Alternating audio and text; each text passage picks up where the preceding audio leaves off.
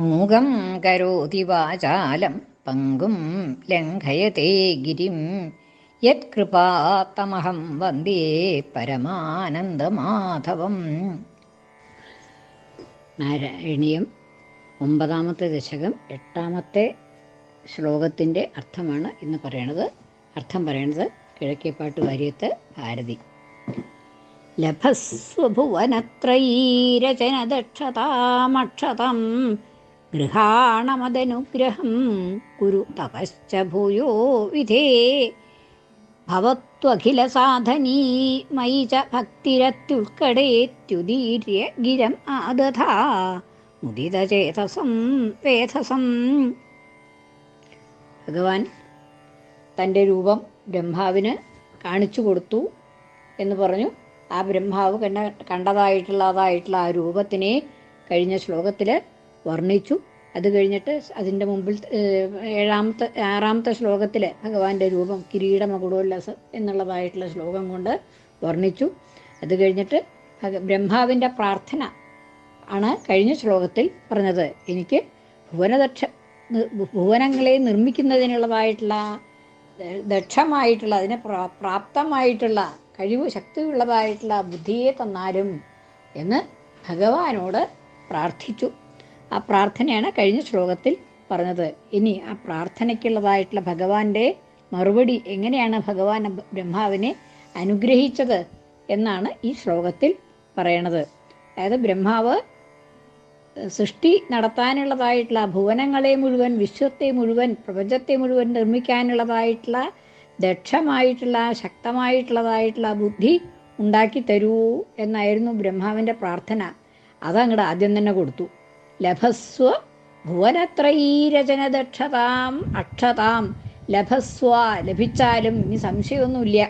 ആദ്യം തന്നെ ആ ലഭസ്വ എന്ന് പറഞ്ഞു കഴിഞ്ഞു. ലഭസ്വ പ്രാപിച്ചാലും ലഭിച്ചാലും എന്താണ് ലഭിക്കേണ്ടത്?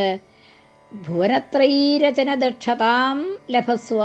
ദക്ഷതയെ, സാമർഥ്യത്തെ, ദക്ഷതാഞ്ച സാമർഥ്യം, കഴിവ്. ആ കഴിവിനെ ലഭിച്ചാലും എങ്ങനെയുള്ള കഴിവ്? അക്ഷതാം, ഒട്ടും കുറവില്ലാത്തതായിട്ടുള്ള, ക്ഷതം ഇല്ലാത്തതായിട്ടുള്ള, ഒരു പോറലും ഇല്ലാത്തതായിട്ടുള്ള പരിപൂർണമായിട്ടുള്ള ദക്ഷത, സാമർഥ്യത്തെ ലഭിച്ചാലും അക്ഷതാം ദക്ഷതാം, അക്ഷതയായിട്ടുള്ള, ക്ഷതി ഇല്ലാത്തതായിട്ടുള്ള, ഒരു പോറലും ഒരു കുറവും ഇല്ലാത്തതായിട്ടുള്ള ശക്തിയെ പ്രാപിച്ചാലും ലഭിച്ചാലും. എങ്ങനെ, എന്തിനുള്ള ശക്തിയാണ്? ഭുവനത്രയീരചനം, ഭുവനത്രയികളുടെ രചനത്തിനുള്ളതായിട്ടുള്ള ദക്ഷത. ഭുവനത്രയികളെ 3 ലോകങ്ങളും, ആ 3 ലോകങ്ങളെയും രചിക്കുന്നതിന്, സൃഷ്ടിക്കുന്നതിന് ക്ഷമമായിട്ടുള്ള ശക്തി വേണം. അത് ഒട്ടും കുറവില്ലാത്തതായിട്ടുള്ള ആ ശക്തി നിനക്ക് ഉണ്ടാവട്ടെ എന്നങ്ങോട്ട് അനുഗ്രഹിച്ചു. ബ്രഹ്മാവ് ചോദിച്ചത് ആദ്യം തന്നെ അങ്ങോട്ട് കൊടുത്തു. ഭുവനത്രയീരചന ദക്ഷതാം അക്ഷതാം, അക്ഷതമായിട്ടുള്ള ദക്ഷത, ശക്തി. എന്തിന്? ഭുവനത്രയിയെ രചിക്കാനുള്ളതായിട്ടുള്ള ശക്തി.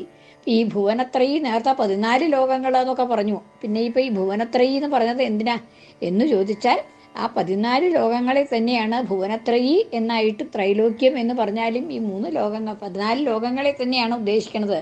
അതായത് ഭൂമി ഒന്ന്, ഭൂമിക്ക് മുകളിലുള്ളതായിട്ടുള്ള ലോകങ്ങളെയൊക്കെ കൂടിയിട്ട് ഒന്നായിട്ട്, താഴെയുള്ളതായിട്ടുള്ള ലോകങ്ങളെയൊക്കെ കൂടിയിട്ട് പാതാളം എന്ന് പറഞ്ഞിട്ട് ഒന്നിച്ച്, മറ്റത് സ്വർഗലോകം എന്ന് പറഞ്ഞിട്ട് ഭൂമിയുടെ മുകളിലുള്ളതായിട്ടുള്ള ലോകങ്ങളെയൊക്കെ സ്വർലോകം എന്ന് പറഞ്ഞ് ഒന്ന്, ഭൂലോകം, പിന്നെ അടിയിലുള്ളതായ ലോകങ്ങളെയൊക്കെ ചേർത്ത് പാതാളം എന്ന്, അങ്ങനെ 3 ലോകങ്ങളായിട്ടുള്ള ഒരു വിഭാഗം, അത്രയേ ഉള്ളൂ. അങ്ങനെ അപ്പം അങ്ങനെ ഭുവനത്രയി എന്ന് പറയുമ്പോൾ 14 ലോകങ്ങളും അതിൽ പെട്ടു എന്നുള്ളതാണ്. അങ്ങനെ പ്രപഞ്ചത്തെ മുഴുവൻ സൃഷ്ടിക്കാനുള്ളതായിട്ടുള്ള, ഒട്ടും കുറവില്ലാത്തതായിട്ടുള്ള ദക്ഷത, സാമർഥ്യം നിനക്കുണ്ടാവട്ടെ, അതിനെ ലഭിച്ചാലും എന്നങ്ങോട്ട് അനുഗ്രഹിച്ചു. ഇനി പോരാ, അത് ഉണ്ടായാൽ പോരാ. അപ്പം പിന്നെ എന്താണ്? അതുകൊണ്ടുണ്ടായി സൃഷ്ടിച്ചിട്ടുണ്ടെങ്കിൽ ചിലപ്പോൾ സൃഷ്ടി എന്നുള്ളത് കർമ്മമാണ്. കർമ്മം ചെയ്യുമ്പോൾ അതിൻ്റെ ഫലം, കർമ്മഫലം അനുഭവിക്കേണ്ടതായിട്ട് വരും. സംസാര ദുഃഖം ഉണ്ടായി എന്ന് വരും. അപ്പം അത് പാടില്ല. അതില്ലാതെ കണ്ട് തന്നെ ഈ സൃഷ്ടിക്കാനുള്ളതായിട്ടുള്ള, സൃഷ്ടി എന്നുള്ളത് ഇവിടെ ഒരു ഭഗവത് പ്രേരിതമായിട്ടുള്ള ഒരു കർമ്മമാണ്. അപ്പം അതുകൊണ്ട് ദോഷം ഉണ്ടാവരുത് ബ്രഹ്മാവിന് എന്നുള്ളതാണ്. അപ്പം അതുകൊണ്ട് ഗൃഹാണം അതനുഗ്രഹം, എൻ്റെ അനുഗ്രഹം വേണ്ട പോലെ ഉണ്ട്. എൻ്റെ അനുഗ്രഹം ഉണ്ടായിക്കഴിഞ്ഞാൽ ഇതൊക്കെ സാധിക്കും. അതുകൊണ്ടുള്ളതായിട്ട് ദോഷമൊന്നും ഉണ്ടാവില്ല. ഗൃഹാണ, ഗ്രഹിച്ചാലും സ്വീകരിച്ചാലും. ഗൃഹാണ മദനുഗ്രഹം, മദനുഗ്രഹം, മദ് എന്നുള്ളത് എൻ്റെ അനുഗ്രഹത്തെ സ്വീകരിച്ചാലും ഞാൻ അനുഗ്രഹിച്ചിരിക്കുന്നു. ഈ ലോകങ്ങൾ മുഴുവൻ സൃഷ്ടിക്കാനുള്ളതായിട്ടുള്ള ശക്തി ഉണ്ടാവട്ടെ, യാതൊരു കുറവുമില്ലാത്തതായിട്ടുള്ള ശക്തി ഉണ്ടാവട്ടെ. എൻ്റെ അനുഗ്രഹവും ഇതാ അങ്ങ് സ്വീകരിച്ചാലും. ഗൃഹാണ മദനുഗ്രഹം. ഇനി അതിന് ഒന്നും കൂടി വേണം, പോരാ, മതിയായിട്ടില്ല. തപസ് ചെയ്തത് മതിയായിട്ടില്ല, ഒന്നും കൂടി തപസ് ചെയ്യും വേണം. കുരു തപഹാച ഭൂയഃ വിധേ, അല്ലയോ ബ്രഹ്മാവേ. വിധിച്ച ബ്രഹ്മാവ്. വിധേ, അല്ലയോ ബ്രഹ്മാവേ. അതായത് വിധാനം ചെയ്യുന്നവൻ ആണ് വിധി എന്ന് പറയുന്നത്. വിധാനം ചെയ്യുക എന്ന് പറഞ്ഞിട്ടുണ്ടെങ്കിൽ സൃഷ്ടിക്കുക, വേണ്ട പോലെയൊക്കെ ഒരുക്കി വെക്കുക. അപ്പോൾ ആ സൃഷ്ടി ചെയ്യണ ആളാണ് വിധി എന്നുള്ളതാണ്. അപ്പോൾ വിധേ, അല്ലയോ ബ്രഹ്മാവേ, അല്ലയോ സൃഷ്ടാവേ. കുരു തപശ്ച ഭൂയഃ, ഭൂയഃ വീണ്ടും. തപഹാച കുരു, തപസ്സിനെ ചെയ്താലും. ഇനിയും തപസ് ചെയ്തോളൂ, ഒന്നും കൂടി ശക്തിയൊക്കെ കുറേ കൂടി ഉണ്ടാവട്ടെ. ഞാൻ അതിനുള്ളതായിട്ടുള്ള തപസ് ചെയ്യാനുള്ളതായിട്ടുള്ള അനുഗ്രഹം കൂടി ഇതാ തന്നിരിക്കുന്നു. അങ്ങ് ഒന്നും കൂടി ഭൂയഃ വീണ്ടും. തപഹ കുരു തപസ് ചെയ്താലും. കുരു തപഹാച ഭൂയഃ വിധേ. ഇനി ഭവതു അഖില സാധനീ മൈജ ഭക്തി. ഭവതു ഉണ്ടാകട്ടെ, അങ്ങയ്ക്ക് ഉണ്ടാകട്ടെ. എന്താണ് ഉണ്ടാവേണ്ടത്? അഖില സാധനീ മൈജ ഭക്തി. എന്നിൽ, മയി എന്നിൽ, ഭക്തി ഭക്തി, എന്നിൽ ഭക്തിയും അങ്ങയ്ക്ക് ഉണ്ടാവട്ടെ. എങ്ങനെയുള്ളതാണ് ഭക്തി എന്ന് പറഞ്ഞാൽ? അഖില സാധനീ, എല്ലാം സാധിപ്പിക്കുന്നതായിട്ടുള്ള ഭക്തി. അതായത് ആ ഭഗവത് ഭക്തി ഇല്ലെങ്കിൽ ഒന്നും സാധിക്കില്ല. അപ്പം അതുകൊണ്ട് എല്ലാം അങ്ങ് എന്തെല്ലാം സൃഷ്ടിക്കണമെന്ന് വിചാരിക്കുന്നുവോ അതെല്ലാം സൃഷ്ടിക്കാനുള്ളതായിട്ടുള്ള സാധിപ്പിക്കുന്നതായിട്ടുള്ള, അതിൻ്റെ സാധകമായിട്ടുള്ള, അതിനെ സാധിപ്പിക്കുന്നതായിട്ടുള്ള, ഒരുക്കി തരുന്നതായിട്ടുള്ള, അതിനെ കഴിവുണ്ടാക്കി തരുന്നതായിട്ടുള്ള ഭക്തി ആരിൽ? എന്നിൽ ഉള്ളതായിട്ടുള്ള, ഭഗവാനിലുള്ളതായിട്ടുള്ള ആ അഖില സാധനീയായിട്ടുള്ള ഭക്തി, എല്ലാം സാധിപ്പിച്ചു തരുന്നതിനുള്ളതായി ശക്തിയുള്ളതായിട്ടുള്ള ഭഗവത് ഭക്തിയും അങ്ങയ്ക്ക് ഉണ്ടാവട്ടെ. ഭവതു ഭവത്തു അഖില സാധനി പദം മുറിക്കുമ്പോൾ ഭവതു അഖില സാധനി, എല്ലാം സാധിപ്പിക്കുന്നതായിട്ടുള്ള, മയി ഭക്തി ച എന്നിലുള്ളതായിട്ടുള്ള ഭക്തിയും. എങ്ങനെയുള്ള ഭക്തി? സാധാരണ ഭക്തിയല്ല, അത്യധികം ഉത്കടമായിട്ടുള്ള, അത്യധികം ശക്തമായിട്ടുള്ള ഭക്തി. വേറെ ഒന്നിലേക്കും ചിന്ത പോവാതെയുണ്ട്. ഭഗവാനെ തന്നെ ചിന്തിച്ചുകൊണ്ട്, ഭഗവാനെ തന്നെ ആശ്രയമായി സ്വീകരിച്ചുകൊണ്ട് ഉള്ളതായിട്ടുള്ള ഭക്തി. അത്യുത്കടമായിട്ടുള്ള എന്നിലെ ഭക്തിയും അങ്ങയ്ക്ക് ഉണ്ടാകട്ടെ. ഇനി ഇതി ഉദീര്യ എന്നിങ്ങനെ ഉദീര്യ പറഞ്ഞിട്ട് ഭഗവാൻ അരുളി ചെയ്തു. ഭഗവാൻ ആ ബ്രഹ്മാവിന് ഉള്ളിൽ പ്രകാശിച്ചതായിട്ടുള്ള ആ ഭഗവാന്റെ വായിൽ നിന്ന് ഇങ്ങനെ ശബ്ദം ശപിക്കാറായി. ഇതി ഉദീര്യ എന്ന് ഉദീരണം ചെയ്തിട്ട് പറഞ്ഞിട്ട്, ഇതി ഉദീര്യ ഗിരം ഉദീര്യ, ഇതി ഗിരം ഉദീര്യ, ഇപ്രകാരമുള്ളതായ വാക്കിനെ പറഞ്ഞിട്ട്, അതായത് ഭഗവാൻ പറഞ്ഞതായിട്ടുള്ള വാക്ക് രഭസ്സു ഭുവനത്രയീരചനദക്ഷതാം അക്ഷതാം എന്ന അക്ഷതയായിട്ടുള്ള ശക്തി, ഭുവനത്രയെ നിർമ്മിക്കാനുള്ളതായിട്ടുള്ള, സൃഷ്ടിക്കാനുള്ളതായിട്ടുള്ള ശക്തി ഉണ്ടാവട്ടെ. ഗൃഹാണം അതനുഗ്രഹം, എൻ്റെ അനുഗ്രഹത്തെ സ്വീകരിച്ചോളൂ.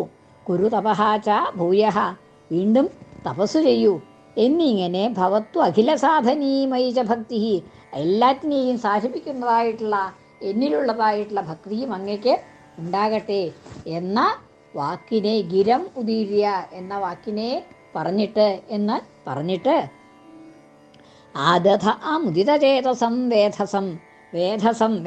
വേധാസ്വിനെ, അതായത് വേദാഹ എന്ന് പറഞ്ഞാൽ ബ്രഹ്മാവ്, വേദസം എന്നതിൻ്റെ ദ്വിതീയാണ്. വേദാഹ വേദസൗ, വേദസഹ ദ്വിതീയാണ് വേദസം എന്ന്.